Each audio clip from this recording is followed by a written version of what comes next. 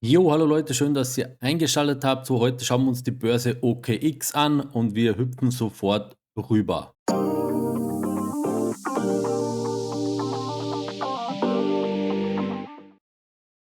Ja, gleich mal vorweg, bei mir am Kanal gibt es wieder das Maximale, was ein Influencer geben kann. Das heißt einmal minus 20% auf die Handelsgebühren plus bis zu 300 Euro in Bitcoin. Die kann man relativ einfach bekommen, die 300 Euro. Genau, das ist das Maximale, was euch irgendein Influencer geben kann. Das heißt maximal 300 Euro plus minus 20% Handelsgebührenrabatt. Mehr kann man nicht einstellen. Ja, den Link findet ihr natürlich in der Videobeschreibung. Ab heute neu gibt es auch TradFi, das bedeutet, es gibt Perpetuals auf gewisse Aktien bzw. Indizes. Das schauen wir uns dann nachher auch an, richtig geil.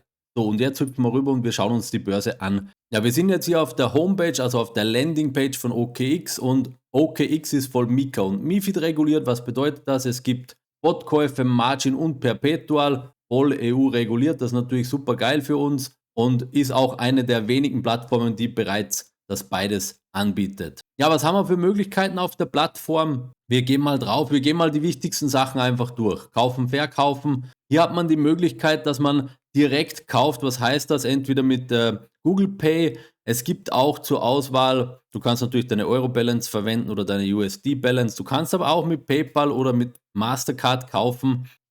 PayPal ist hier gebührenfrei, das ist sehr, sehr geil, das gibt es ganz selten. Mastercard ist 2%, aber PayPal ohne Gebühren, das ist schon mal eine Hausnummer, das ist ziemlich cool. Genau, hier könnte man sagen, okay, ich möchte es auf die Schnelle kaufen, stellt man einfach ein, okay, Bitcoin, ich zahle mit PayPal und los geht's, oder? Ab die Post und dann hat man gekauft. Genau. Ja, dann haben wir hier unter Einzahlen, Barmittel einzahlen. Was heißt das? Also Fiat einzahlen, das heißt normale Transaktion, SEPA-Überweisung oder auch wieder Mastercard. Hier haben wir jetzt 2% Gebühren und auch bei PayPal haben wir hier 2% Gebühren, wenn man jetzt sozusagen Fiat einbezahlt. Ich nutze normal immer SEPA Instant. Hier steht jetzt sofort oder bis zu 2 Tage. Ja, kann jetzt vom bis dauern. Es kommt wahrscheinlich dann auch auf die Höhe drauf an, wie viel Geld man schickt. Ich schätze jetzt mal, kleine Beträge kommen relativ zügig an und größere Beträge, die werden wahrscheinlich noch ein bisschen überprüft bezüglich Geldwäsche und so weiter. Ja, man kann natürlich auch Krypto einzahlen, das sieht man hier, Barmittel oder Krypto. Könnte man auch hier jetzt umschalten auf Krypto, ist das gleiche. Ja, wie immer, man wählt aus, okay, was möchte ich einzahlen, USDC, welches Netzwerk. Gibt es natürlich viele, die verfügbar sind. Ihr müsst natürlich das Netzwerk wählen, mit dem ihr dann auch von der anderen Plattform oder vom Wallet versendet, sonst kommt es hier natürlich nicht an. Und dann kriegt ihr die Einzahladresse. Vorsicht nochmal, wenn ihr jetzt zum Beispiel einen Coin nehmt wie XRP als Beispiel, dann kommt hier ein Memo-Tag. Das ist bei jeder Börse so. Und wenn ihr hier einzahlt, dann müsst ihr natürlich bei der Transaktion unter Memo-Tag bei der ausgehenden Transaktion dann auch den Tag mit angeben, weil das ist die Zuordnung zu eurem Benutzer. Und wenn ihr den Tag nicht angebt, sondern nur die Adresse, dann kommt das in den Gesamtpot und dann wissen die natürlich nicht, wem das Guthaben gehört. Deswegen immer, egal ob das jetzt XRP ist oder irgendein anderer Coin, immer wenn ihr seht ein Memo, dann müsst ihr das Memo bei der ausgehenden Transaktion, die hier dann ankommt, auch mit angeben, weil sonst kommt das Geld hier nicht an, beziehungsweise im Sammelpot. Und dann müsst ihr euch natürlich mit dem Support rumstreiten, damit die euch das Geld dann wieder auf euren Account buchen. Deswegen lieber gleich mit angeben, Memo Tag. Immer wenn ihr wo Memo Tag seht, müsst ihr es mit angeben. Das ist bei jeder Börse so. Ja, dann haben wir unter Handel konvertieren und konvertieren heißt, du kannst von einer Währung in die andere tauschen. Bei mir ist jetzt momentan nur USDC verfügbar. Du könntest jetzt einfach von USDC tauschen in irgendwas anderes. Kannst in Euro tauschen, aber auch direkt in eine Kryptowährung oder auch zurück von einer Kryptowährung in Euro. Das ist halt der schnellste Weg. Das ist normalerweise, auch wenn die jetzt schreiben, keine Gebühren. Normalerweise ist es ein Ticken teurer vom Spread her, wie wenn man es direkt dann im Dashboard macht. Genau. Aber wenn man sagt, okay, mir ist das egal, ob das jetzt ein paar Cent Unterschied macht, ich will es einfach sehr einfach haben und schnell, dann sagt man, okay, Bitcoin tauschen auf Euro, fertig, zack, und das war's, oder? Ist halt der schnellste Weg. Habe ich auch schon öfter gemacht, weil wenn ich keinen Bock habe oder keine Zeit, dann mache ich es auch so. Gerade wenn es größere Beträge sind, dann mache ich es aber über das Dashboard, weil dann lohnt sich das schon.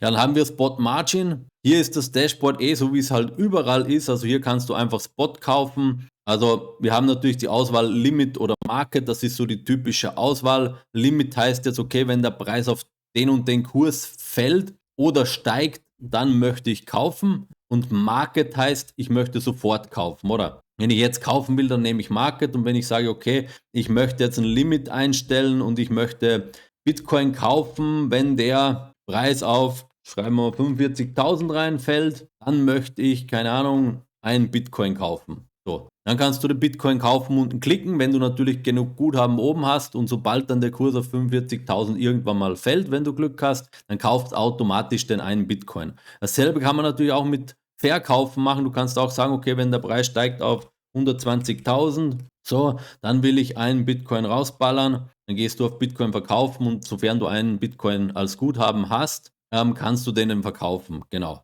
In dem Fall zeigt er jetzt bei mir 0 an. Warum zeigt er 0 an? Ganz einfach, die USDC, die sind im normalen Wallet und man müsste die jetzt rüber transferieren, damit man die hier sehen kann. Das kann ich euch auch kurz zeigen. Wir hüpfen kurz rüber, damit ihr das mal seht. Jetzt gehen wir auf meine Assets. Jetzt gehen wir auf die USDC da drauf und dann sagen wir überweisen. Und jetzt sagt er schon von Finanzierung zu Handel. Passt. Wir schicken es mal rüber. So, jetzt können wir oben wieder auf Handel gehen, auf Spot Margin und jetzt müsst ihr die sehen können. So, hier sind die. USDC 6.438, genau. Jetzt könnte man auch den Regler hier schieben, wie viel Bitcoin man kauft, zu welchem Kurs. Jetzt sind wir auf Limit. Wenn man jetzt kaufen möchte, geht man auf Market. Genau. So, das wäre mal eine Geschichte. Das ist natürlich jetzt ohne Hebel, ohne nichts. Also rein Spot im Wallet könnte man dann auch auf eine selbstverwahrte Hardware-Wallet natürlich Adresse schicken. Wenn man möchte, ist es nötig. Ich persönlich bin der Meinung, nein.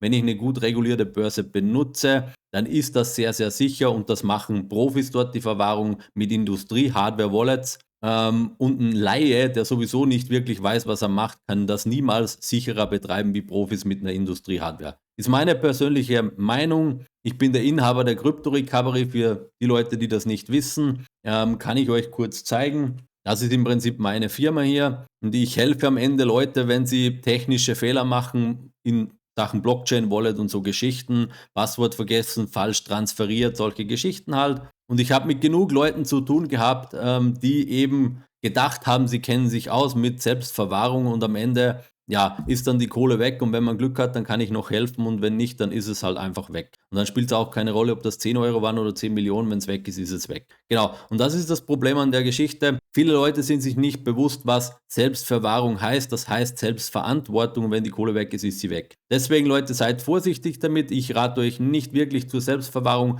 nur wenn ihr ganz genau wisst, was ihr da macht und wie das genau funktioniert. Weil das ist sehr gefährlich und da gibt es viele Fehler und ich habe auch schon sehr erfahrene auch Bitcoin-Maximalisten gesehen nach 5, 6, 7 Jahren Erfahrung. Trotzdem sind die zu mir gekommen mit einem Fehler. Also Vorsicht, braucht man nicht. Braucht man nicht unbedingt. Gehen wir mal auf Futures, da können wir vielleicht auch kurz eine Position öffnen und wieder schließen. Am Endeffekt sieht das jetzt ähnlich aus wie davor, das normale Spot. Der Unterschied ist einfach, hier kannst du einen Hebel einstellen. Was mache ich hier? Welches Setting? Ich nehme auf jeden Fall mal isoliert. Ich will eine isolierte Position haben und nicht irgendwas anderes mit reinkriegen noch in den Pot. Isoliert heißt, ich setze ein Guthaben ein und das Guthaben kann ich maximal verlieren und nichts anderes. Deswegen isoliert. Hebel nehme ich jetzt in dem Fall 2. Es wird bis Hebel 10 gehen. Meine persönliche Meinung an euch ist maximal Hebel 2 bis 3. Das ist eh schon heavy im Crypto-Space, weil bei Hebel 2 bist du bei minus 50% liquidiert und bei Hebel 3 bei minus 33,33 periodisch. Von dem her, Hebel 2 ist heavy genug, das passt. Kann Bitcoin jetzt nochmal minus 50% fallen?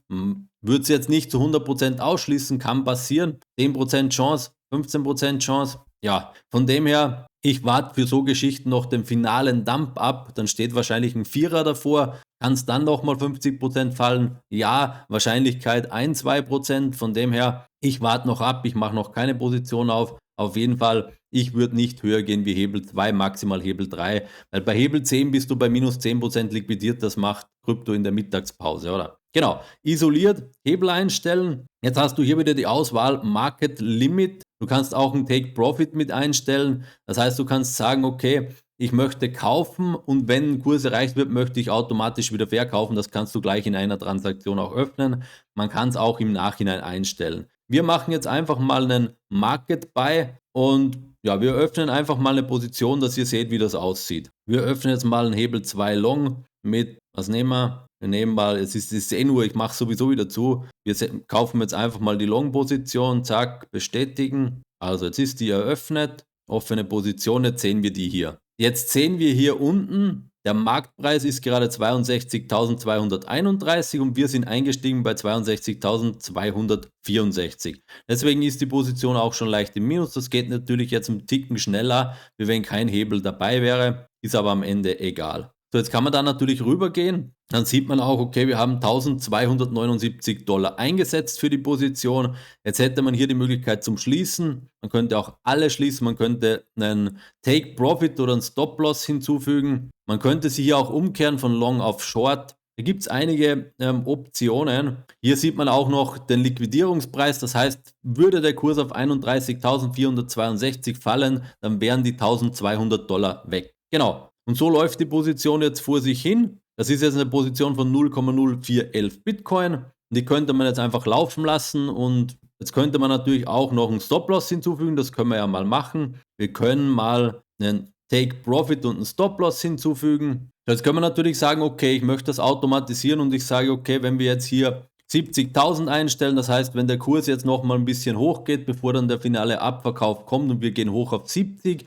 dann will ich automatisch den Gewinn mitnehmen. Das heißt, geht der jetzt auf 70 hoch, wird die Position automatisch geschlossen und wir haben 317 USDC verdient damit. Jetzt kann man natürlich auch sagen, okay, wenn es jetzt schlecht läuft und wir fallen eigentlich jetzt dann schon runter, könnte man auch sagen, okay, wenn wir auf 58.000 runterfallen, dann möchte ich die Position schließen, dann verliere ich halt 175 Dollar, aber den Rest nicht. So, jetzt könnte man sagen, bestätigen, jetzt ist das hinzugefügt und jetzt ist das automatisiert. Das heißt, wenn der Kurs auf 70.000 geht, wird automatisch Verkaufsgewinn mitgenommen. Wenn es auf 58 runtergeht, dann wird sozusagen die Notbremse gezogen und wird automatisch verkauft. Zum Spaß an der Freude würde ich sagen, wir schließen die Position einfach wieder. Das war eh nur eine Position, um euch das zu zeigen, mal kurz, wie sowas aussehen kann. Wir sagen jetzt einfach schließen. Wir wollen die ganze Position schließen. Tschüss. So, jetzt ist der Order platziert. Wir schließen und jetzt sehen wir das dann gleich. So, und weg ist die Position. Wir sehen, okay, wir haben wieder ein ähnliches Guthaben wie davor. Ich weiß jetzt nicht, was wir vorhaben. Wahrscheinlich haben wir ein paar Dollar verloren oder so.